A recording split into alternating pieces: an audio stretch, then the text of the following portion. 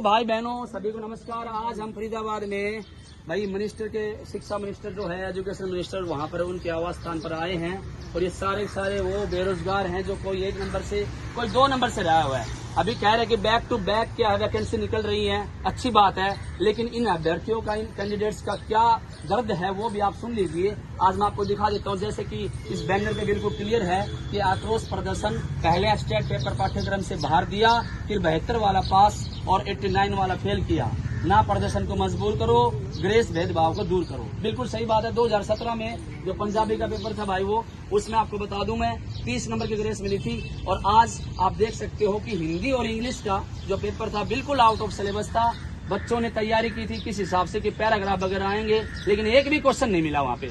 तो ये बहुत ही ज्यादा भरा दर्द है, लेकिन हमें कहीं ना कहीं सरकार पे ये विश्वास है कि हमारा कार्य होगा। तो आज इन कैंडिडेट से और इन सभी अभ्यर्थी जो दूर दूर से, ये अपनी जो बहनें हैं, ये सारी बहनें बहुत दूर से आई हैं, कोई 4 बजे उठ के आई है, कोई 5 बजे चली है। तो मैं इनसे कुछ विचार आपके सामने पेश करना चाहूंगा, तो वीडियो को अंत तक जरूर देखें। माता जी क्या कहना चाहोगे, आप किस लिए आए यहाँ पे? हम आए अपने बच्चों के लिए। अच्छा। 70 नंबर का पास कर दिया और 82 नंबर वाले फेल कर दिए बच्चे। बिल्कुल।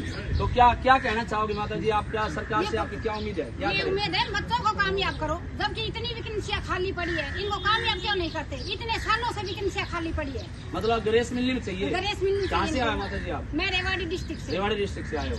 हाँ जी मैडम जी, आप बताइए क्या कहना चाहोगे? हम ग्रेस के लिए यहाँ पे आए हैं और हमें 7 महीने हो गए, लेकिन सरकार हमारी कोई बात नहीं।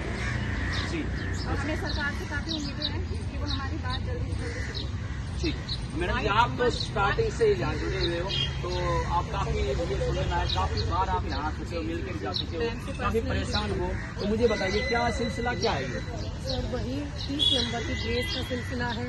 पाठ्यक्रम से पहले तो इन्होंने सारा सिलेबस बाहर दे दिया और जब बच्चों ने अपने हक की मांग की तो वो 8 महीने से हम लोग लगातार घूम रहे हैं सबके पास, चाहे वो शिक्षा मंत्री है, चाहे वो हमारे सीएम साहब है, चाहे वो कोई भी है, लेकिन हमें वहाँ से सिर्फ आश्वासन दे दिया जाता है और वापसी कर दिया जाता है। जैसे कि आप सब देख रहे हो कि हम सब भाई बहन बहुत दूर दूर से चल के आए और यहाँ इकट्ठे हुए हैं। बारिश आ रही है फिर भी हम लोग खड़े हुए हैं लगातार, लेकिन मैडम अपने काम के लिए निकल चुकी हैं।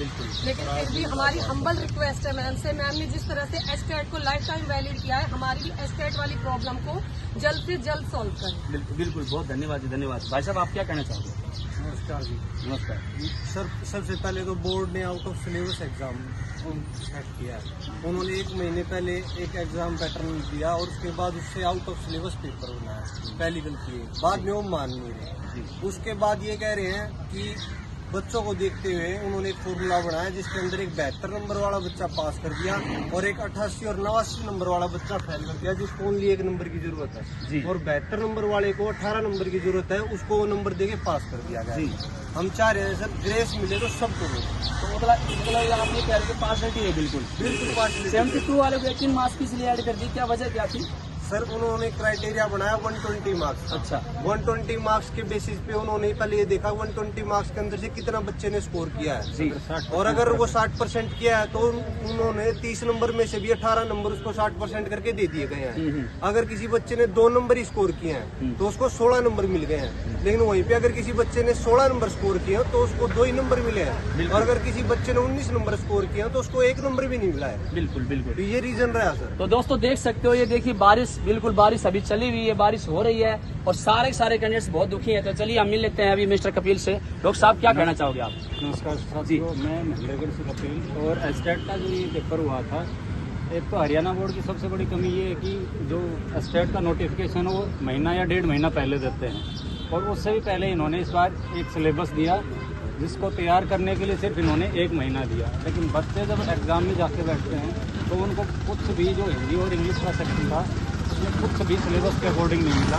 पहली बार 2-3 दिसंबर को जब एग्ज़ाम कंडक्ट हुआ, उसके बाद 11 दिसंबर को बोर्ड के सेक्रेटरी ने मिले थे, अपनी समस्या के बारे में अवगत कराया। तो उन्होंने बोला था कि बिल्कुल आपकी समस्या को ध्यान में रखें और रिजल्ट में आपके साथ कुछ पॉजिटिव किया जाएगा। पॉजिटिव उन्होंने ये किया कि एक ऐसा पार्शियल फॉर्मूला बनाया जिसमें जो बच्चा, अच्छा आपके मिलने के बाद पार्शल फॉर्मूला? बिल्कुल, हमारे मिलने के बाद फॉर्मूला बनाया कि 120 में से जिस बच्चे ने 60% स्कोर कर रखा है उस बच्चे को 60% हिंदी और इंग्लिश में दे दिए, और मैं एक 71 स्कोर किए हुए हैं। सर 120 में से जी सर। मेरे को 16 नंबर उसमें हिंदी और इंग्लिश में आए हुए हैं, 16 और 71 87 हो गए। मेरे को 3 नंबर चाहिए, मेरे को 3 नंबर नहीं मिले, लेकिन ऐसा बच्चा जो 72 स्कोर किया हुआ है और हिंदी इंग्लिश में किसी को 2-4 भी आए हैं ना, उसको 15, 17, 18 तक नंबर दिया। जी सर।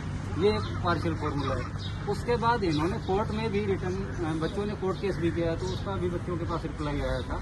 तो इन्होंने वहाँ पे ये माना कि कुछ भी हमारा आउट ऑफ सिलेबस नहीं है। उसी लेटर में ये लिख के दे रहे हैं कि कुछ भी आउट ऑफ सिलेबस नहीं है, और उसी में फिर अगर आउट ऑफ सिलेबस नहीं है तो आपको एक ऐसा भेदभावपूर्ण फॉर्मूला लगाने की जरूरत क्या थी। आप सीधा सीधा जो आपने एसकेट के नोटिफिकेशन में दिया हुआ है, आप उसी फॉर्मूले उसी के अकॉर्डिंग 150 में से बच्चों ने जो स्कोर किया था आपको निकाल देते। सारे सहमत किया तो किसी को नहीं मिलता। जी सर। अब अगर एक भी बच्चे के साथ अनजस्टिस होता है तो वो अनजस्टिस है, और यहाँ तो हम हजारों बच्चे हैं। जी सर। तो सर आज आप फरीदाबाद में आए हैं एजुकेशन मिनिस्टर के पास, तो आपको क्या कुछ पॉजिटिव मिला आश्वासन या नहीं मिला? इससे पहले भी हम एजुकेशन मिनिस्टर के पास मिल चुके हैं और बार बार मुख्यमंत्री के पास भी जाते रहे। आज भी हमें पॉजिटिव आश्वासन मिला है, और वो जो फिल्म का डायलॉग है, तारीख से तारीख, तारीख से तारीख, आश्वासन पे आश्वासन, आश्वासन पे आश्वासन। जी सर। पॉजिटिव कुछ नहीं है। अच्छा, इससे भी पहले मिला गया है, और इन्होंने जो बोर्ड के चेयरमैन है उन्होंने एक नैरेटिव सेट कर दिया कि पूरे हरियाणा से 5 बच्चे हैं, यही घूम रहे हैं और यही सबको पागल बना रहे हैं। होता ये है कि जी सारे जो एस्टेट अभ्यर्थी हैं वो या तो प्राइवेट में जॉब करते हैं या बेरोजगार। जो प्राइवेट में जॉब करता है उसको वीक के जो सोमवार से शनिवार तक के दिन होते हैं छुट्टी नहीं मिलती है। जी सर। संडे को वो फ्री हो पाता है। अगर प्राइवेट में जॉब करने वाला छुट्टी लेकर जाएगा तो खाएगा क्या, बच्चे का खाएगा। मैडम ने भी ये बोला कि 5 घूम रहे हो, बाकी बच्चे आपके खाएं। आज संडे का दिन था, मैडम को ये दिखाने आए थे कि हम 5 बच्चे नहीं, हमारे साथ हजारों बच्चे हैं। बोलेंगे तो हम इससे ज़्यादा स्ट्रेंथ उनको बुला के दिखा देंगे कि अगर आपको बच्चों की प्रेजेंसी स्ट्रेंथ का पता लगता है तो बच्चे आ जाएंगे। सर मान लीजिए ये आपकी जो बात है इनको एक थोड़ा बहुत ही कंसीडर कर रहे हैं, नहीं कर रहे हैं, एक बार पता चल जाए मेरे सभी व्यूवर्स को, एक बार क्या कहना चाहोगे? सर फिलहाल तो लगता नहीं कि कुछ भी कंसीडर कर रहे हैं हमारी बात को। आते हैं, हमें आश्वासन दिया जाता है और ठीक है जी धन्यवाद, आप चले जाओ। तो अगला स्टेप आप लोगों को क्या होगा? अगला स्टेप हमारा ये है कि अगर हमारी समस्या के बारे में समाधान नहीं किया जाता है तो हम मुख्यमंत्री जो निवास है संत कबीर कुटीर चंडीगढ़ में, वहाँ पे धरना देंगे। वहाँ भी उनके सामने पहले तो जाकर पोलाइटली अपनी मांग रखेंगे, और अगर समाधान नहीं होता है तो फिर वहाँ पे धरना देंगे। जी सर। तो अभी देखिए हमारे काफ़ी सीरियस कैंडिडेट्स यहाँ पे और हमारे साथ ही आए कैंडिडेट, तो हम नहीं बोलेंगे, ये साथ है, इनका आशीर्वाद हमारे साथ है। तो हम इनसे पूछेंगे कि क्या ये जो माजरा क्या चल रहा है, क्या प्रॉब्लम है, और आपके एक्सपीरियंस से हमें बताना चाहिए कि ये प्रॉब्लम सोल्व होगी या नहीं होगी। क्या लगता है सर? मैं बीइंग स्टेक होल्डर हूँ, मेरी गुड़िया इसमें कैंडिडेट है। अब मेरी गुड़िया नहीं, हजारों गुड़िया इसमें कैंडिडेट।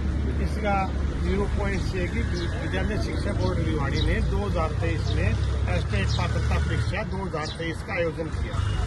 उससे पहले बोर्ड चेयरमैन साहब ने इंफॉर्मेशन बुलेटिन नेट पर डाउनलोड कर दी थी, और उसमें नया सिलेबस वर्णित किया था जो अच्छा सिलेबस था। परंतु कारणवश बोर्ड ने पेपर सेटर को 2022 की बुकलेट दे दी, और हमारा बच्चों का जो पेपर सेट था वो 2022 से सेट होकर आ गया, और बच्चों ने पढ़ाई की थी इन्फॉर्मेशन बुलेटिन 2023 के अनुसार। जैसे ही बच्चों के हाथ में क्वेश्चन पेपर आया, उनको पता चला कि पाठ्यक्रम के अनुरूप नहीं है, और उन्होंने शाम को अपना रोष प्रदर्शन किया। ये दिसंबर महीने से बातें चलती आ रही है। जी सर। जी सर। चेयरमैन साहब को इस बात का पता था कि ये गलती हो चुकी है, परंतु उन्होंने इस गलती को स्वीकारा नहीं, और एक भेदभावपूर्ण and justice note accordingly justice of principle, natural principle of justice, एक ऐसा फार्मूला ले आया, कुछ ही लोगों को उसका बेनिफिट हुआ। जब नुकसान सभी बच्चों का समान रूप से हुआ है तो भरपाई सभी बच्चों की समान रूप से होनी चाहिए थी। यादव जी पूरे उत्तरी भारत में एक महान शिक्षाविद है, जो कि ओपन हाउस में झूठ बोल रहे हैं। उन्होंने प्रधानमंत्री कार्यालय के लेटर में भी झूठ बोल रहे हैं, महामहिम राज्यपाल जी के पत्र के अंदर भी उन्होंने झूठ बोल रहा है, और मैडम जी को गुमराह किया हुआ है। तो जब तक वो गुमराह करते रहेंगे, हमें इस न्याय की उम्मीद बहुत ही कम है। फिर भी माननीय मुख्यमंत्री जी ने भी आश्वासन दिया है कि आपको न्याय मिलेगा। इसके लिए हम दर दर भटक रहे हैं। और तो आत्माराम जी, मैं आपको एक सेकंड इंटरप्ट करूंगा। मुझे बताइए कि ये सुनने लोग पब्लिक कहते हैं कि जनता जनार्दन है, जनता जनार्दन है, यही सरकार बनाती है, यही सरकार गिराती है, तो इस बात को कितना सच मान रहे हो आप? बातें पूर्ण रूप से सच है, पर सरकार बनाना गिराना हमारे बहुत इशू होते हैं समाज में, जाति, धार्मिक, राजनीतिक, वो एक अलग विषय हो जाता है। अब totally VP Yadav ji chairman है, उनकी हठधर्मिता के कारण सारा प्रशासन गुमराह किया गया है और हमें न्याय मिलेगा। और हम यादव जी से भी हाथ जोड़कर प्रार्थना करते हैं कि इस मुद्दे को भी सुलटाए। ये मुद्दा आने वाले 2 साल में 3 साल में पता नहीं कहाँ तक जाएगा। ये लड़ाई रुकने वाली नहीं है और कोर्ट में इन्होंने स्वीकार किया है और जज साहब ने टिप्पणी की है कि 30 question is out of syllabus as board admitted. फिर इन बच्चों को सभी 30 नंबर समान रूप से इनकी क्षतिपूर्ति करते हैं कि जिस बच्चे के 25 नंबर उसको 5 नंबर एक्स्ट्रा दे दे, 18 है उसको 12 नंबर दे दे। जितना नुकसान हुआ है वो कुल रूप से भरपाई करे। और इसी में यादव जी की भी अच्छाई है, समाज की भी अच्छाई है, शिक्षा की भी अच्छाई है और सरकार की भी। हमारी इच्छा है कि आने वाले 25 अगस्त से पहले इस मुद्दे पर ध्यान दें और यादव जी इन बच्चों के लिए हर मीठा छोड़े। कोई बात नहीं, गलती हो जाती है रूटीन में, गलती हुई है बोर्ड से। बिल्कुल। और ये पेपर सिलेबस है, बुकलेट पेपर सेटर को 22 की दे दी और बच्चों को इन्फॉर्मेशन बुलेटिन में 23 का सिलेबस दे दी। बिल्कुल। ये इसमें टकराव रहा है। तो हमें उम्मीद है कि न्याय मिलेगा, हम प्रयासरत हैं। तो देखिए जल्द से जल्द, क्योंकि वैकेंसी अब आई आप हुई बोलो है बेटा। और वो वैकेंसी अब आप बोलो बेटा। 12 अगस्त और 21 अगस्त कल जेबीटी की जो वैकेंसी है वो निकली हुई है।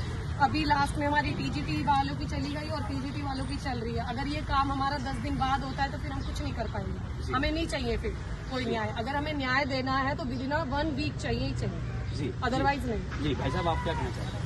मैं कहना चाहूँगा 8 महीने से परेशानी है, जो अभ्यर्थी हैं फॉर्मूला लगाए ठीक नहीं, उनका सभी को इक्वल लिया जाए उसमें।